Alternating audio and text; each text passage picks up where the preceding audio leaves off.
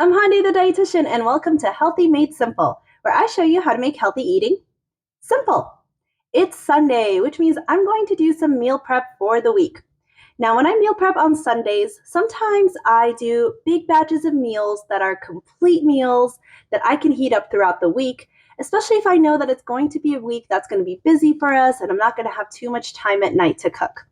And sometimes I like to take it easy on Sundays and just prep a couple components that I know I can use in multiple different dishes throughout the week. So that's what I'm going to be doing today. I'm going to make a protein option and a vegetable option that's going to be really versatile and can really be used in a couple different dishes throughout the week, depending on what we're feeling that week.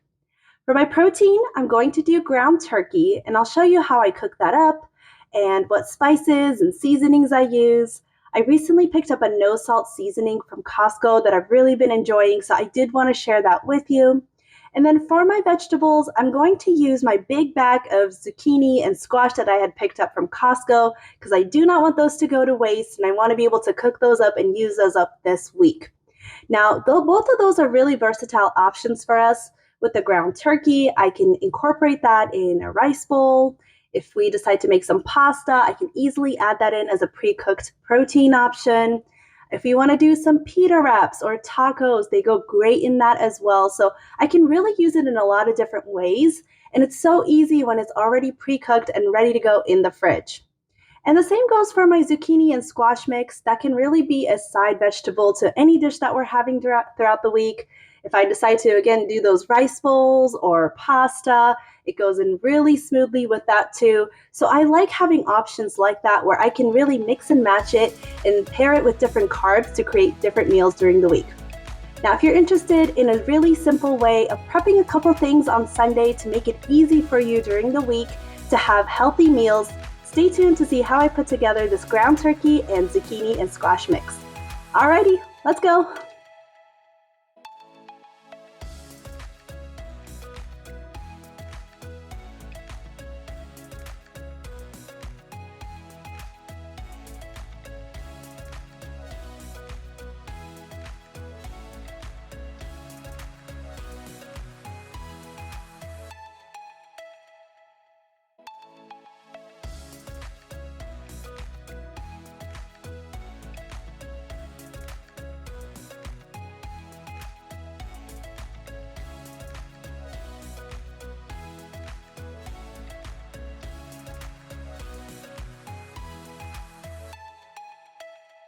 All right, I'm starting out by getting my pan nice and hot, and then I'm going to add in olive oil. And olive oil is typically what I use anytime I'm cooking at home. I'm going to do a general drizzle of olive oil and let that warm up. If you have onions at home, this would be a great time to add some onions in there. I do not have any onions, so I'm not going to be adding that in. But if I did, I would add it in right now. And then in terms of my turkey, I'm going to be using this Butterball all natural fresh ground turkey. I get these from Costco, and these are 1.7 pounds per one of these pouches, and you get 4 pouches in the pack from Costco. So I'm going to dump that directly into my hot oil. All right, in goes my ground turkey into some hot oil. There we go, get all the pieces in there. Now here is that no salt seasoning that I was telling you about from Costco. I picked this up recently and I really, really like it.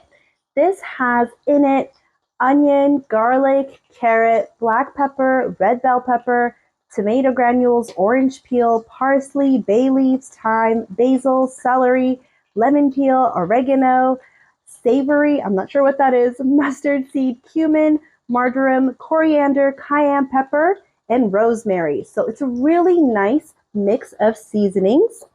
And since ground turkey tends to be so bland, I'm going to be generous with all of my seasonings going in there.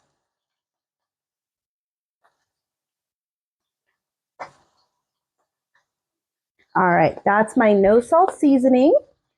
And this one I've shown plenty of times before, but next I'm going to go in with a Flavor God Everything seasoning. This has salt already added in it, so I'm going to put a decent amount, but probably not as much as the no salt seasoning that I just added in.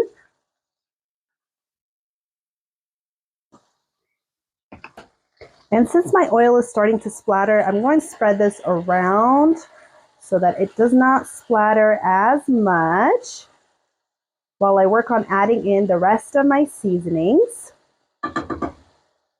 Next, I'm going to go in with my garlic powder. Now, garlic powder is in both of the seasonings I've already added in there, but I do love a nice garlicky taste.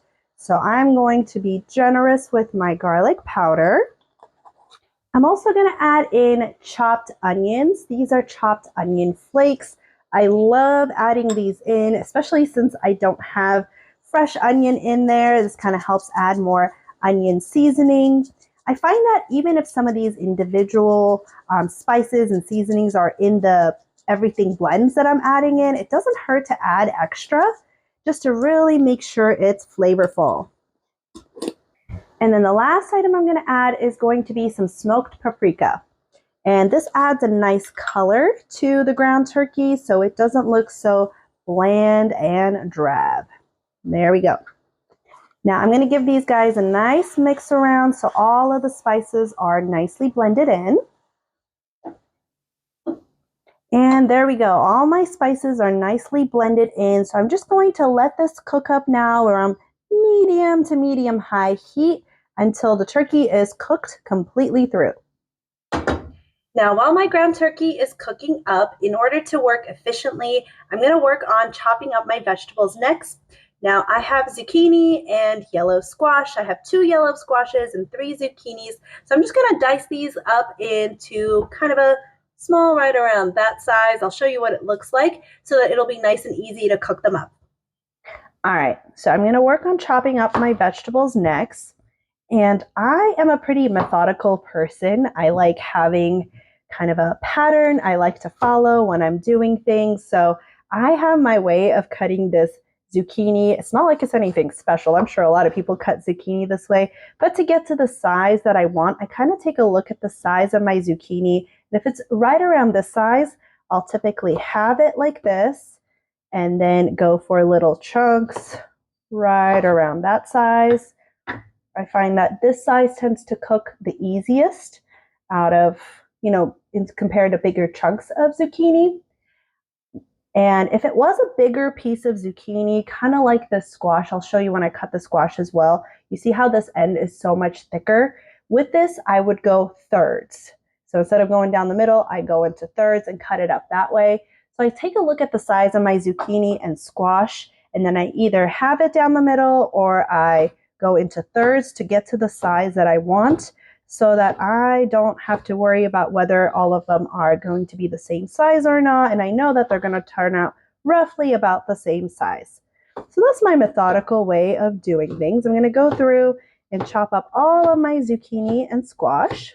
All right, I got my zucchini all caught up. I'm going to work on the yellow squash next. And these always tend to be funny shaped where they're like fat at the bottom and skinnier towards the top. So I like to find a good midpoint to separate the skinny side from the fat side.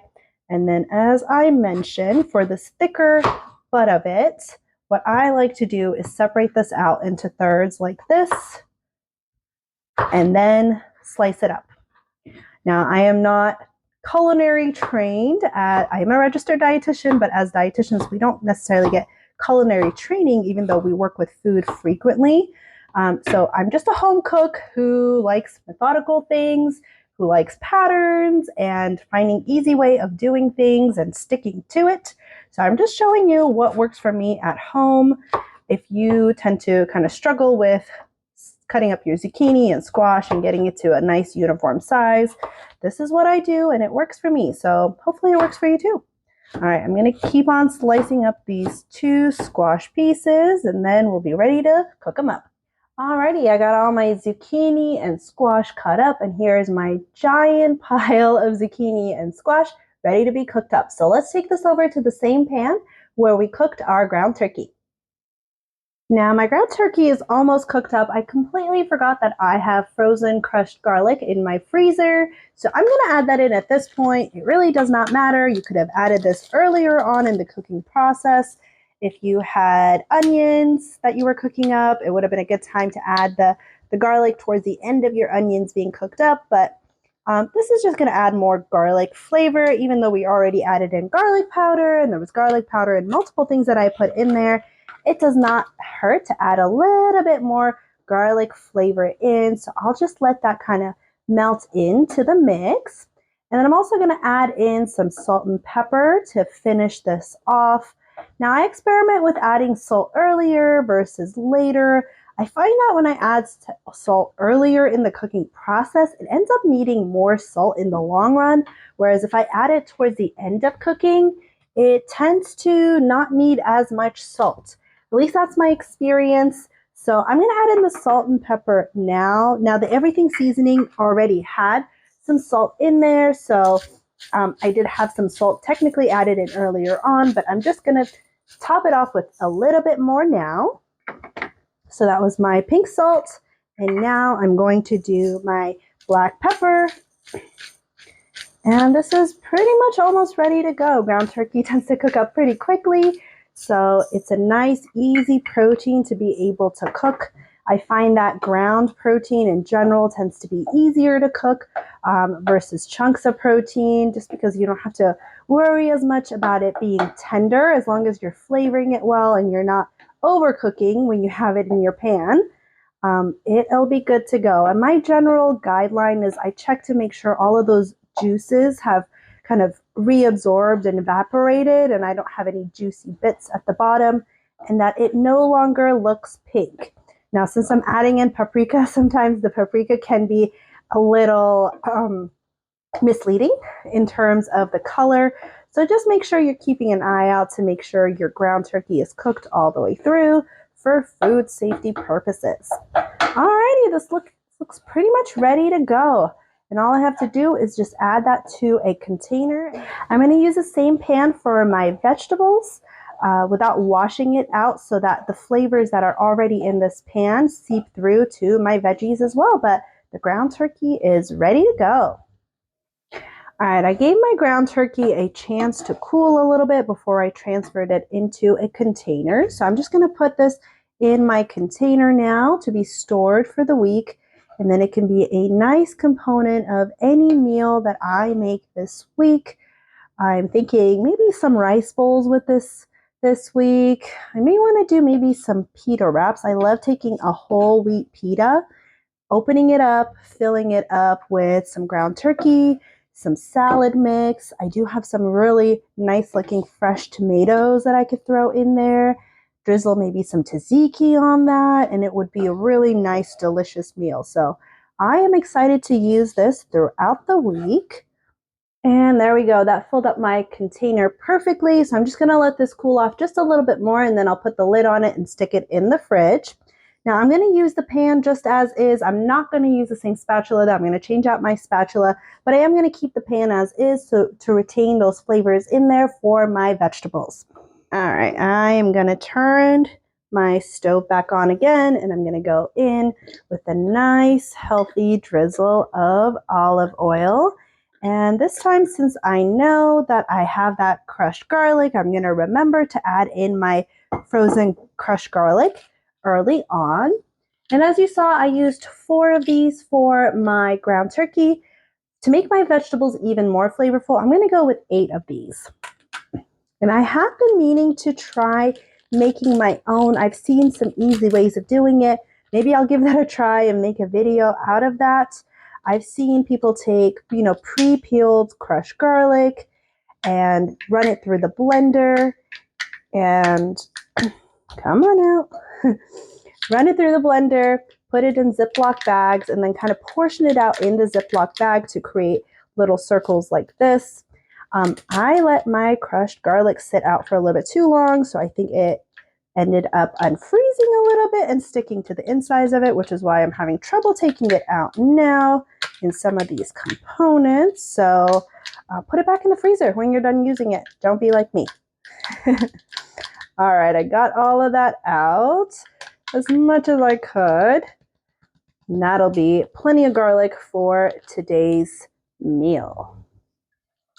Now, my one concern with making these crushed garlics at home is that if I put it through the blender, I'm afraid my blender is going to smell like garlic. And we tend to use our blender for smoothies a lot. And I don't necessarily want my blender to have a garlic after smell. So if you have any tips on how to avoid the smell, if that's even possible, let me know. I don't have a food processor at home. I just have a blender. So I'm not sure what the best method would be. And I don't necessarily want to go around crushing a bunch of garlic cloves either. So if you have any ideas on that, let me know.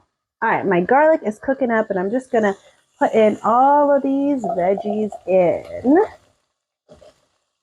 And this is a lot of zucchini and squash, as you can see. Now, this does tend to cook down a little bit. I try not to let it overcook too much where it's just gonna become mush and lose a lot of its fiber. I still like it to retain a little bit of the kind of firmness of the zucchini and have that taste of zucchini, so we can retain the fiber too. But it is going to cook down a little bit. This will likely make at least a couple meals. I would say probably 2 to 3 meals for us, considering that I like to aim for at least half of my plate to be vegetables. Now for this, I'm going to go in with the same seasonings I did for my ground turkey, starting with this no salt seasoning. And again, I'm going to be generous while I'm seasoning it to make my vegetables flavorful so that they taste good, because there's nothing good about bland vegetables. No matter how good they are for you, if you don't enjoy eating them, you're going to have a negative attitude towards it. And I don't want that. I want us to enjoy the vegetables. All right, next goes in the everything seasoning. So whatever you need to do to make your vegetables well seasoned, taste good to you, if that means you use more salt than you'd like, then you use more salt than you like. That's totally fine. The benefits you're getting from the vegetables, and this is garlic powder going in next, the benefits you're going to get from the vegetables is really going to outweigh the the negative effects of salt. And we can actually use salt throughout the day. We just need to be mindful of our salt intake. So if that means you balance it out throughout the day, so you have maybe less salty options, chopped onions next, to counteract the salt in your vegetables, that is totally fine. The one thing I do avoid is deep frying my vegetables, just because we really don't need that extra oil that comes from deep frying it. Sauteing in some oil is totally fine as I'm doing it, but deep frying is what I tend to avoid. Now, that doesn't mean I don't eat any vegetables that are deep fried. Of course I do when it's available to me, but I typically do not make it at home. I'm just going to do just a round of salt right now, just because zucchini and squash can be quite bland. And again, finding seasonings like that no salt seasoning I showed you that really add a lot of flavor to your dishes can be really helpful. I've also used tomato paste sometimes. If you take olive oil, saute some tomato paste with it, and mix that into your vegetables, that tastes really good as well. If you're looking for kind of almost like a tomatoey vegetable base, that tends to work well too. So just try different ways of cooking vegetables in a way. You don't need to overcomplicate it. As I showed you, I just diced it up, threw it in a pan with some oil and seasonings. That's it. And if this seems intimidating to you, if you're not used to eating vegetables this way, give it a try. You don't know until you try whether you're going to like it or not. And you don't have to do, 5 vegetables like I did. You don't have to do, 3 zucchinis and 2 squash. Just start with 1. Just do maybe 1 zucchini, dice it up with some veggies, try to cook it this way, and see how that goes for you. See if you like it or not. And if you don't, at least you can say, hey, I tried. This was not for me, but at least I gave it a shot. And then you can find a different way that's going to work out for you. Vegetables don't need to be scary. Vegetables don't need to taste gross. We can kind of alter them in ways that are going to be pleasing to us. Eating healthy should be enjoyable. All right, I've got all of my spices and seasonings mixed in there. You can see it's a nice thick layer of seasoning on top. And for this, I'm actually going to put a lid on this to cook it up quicker so that I can be done with my meal prep quickly and enjoy the rest of my Sunday. All right, there goes the lid on top. I wish you could smell this. It smells so deliciously garlicky right now, but let's let that cook up for a couple minutes and then we'll come back to it. And while my vegetables are cooking up, I am cleaning and sanitizing my kitchen to save myself some time. So when those are ready to go and they're all done, I can just pack them away and be good to go. I am very afraid of foodborne illnesses and ground meat, especially ground turkey, ground chicken. So anytime I work with those in the kitchen, I make sure that I sanitize all the possible surfaces that I could have touched. I clean and sanitize my sink to make sure that there is no leftover residue of that ground meat anywhere. So my kitchen will be good to go shortly, and then I can pick up my vegetables that are cooked, pack them away, and be done with my meal prep on the weekend. All right, so these guys have been cooking for about 10 minutes, and I did give them a little mix about halfway through, and they're looking pretty good to me. They look nicely softened up, and I don't want them to get too soft where they're going to turn into mush, especially if I end up incorporating this as part of like a spaghetti meal, for example. It's going to end up cooking a little bit more in the sauce. I don't want it to be super duper mushy. So this looks like a good place for me, and I'll give you a nice little close-up look of what that looks like. There we go. All right, that looks ready to go. So I'm just going to turn off the heat, let this cool off a little bit, and then transition it into a container to be packed away. Alrighty, just like that, we have 2 meal components ready to go. I got my ground turkey, I got my zucchini and squash mix, all ready to go. I'm going to put those in the fridge and use them throughout the week for different meals. Now, I hope this video helped give you an idea of how you can easily meal prep on the weekends by just getting a couple components ready for yourself for the week.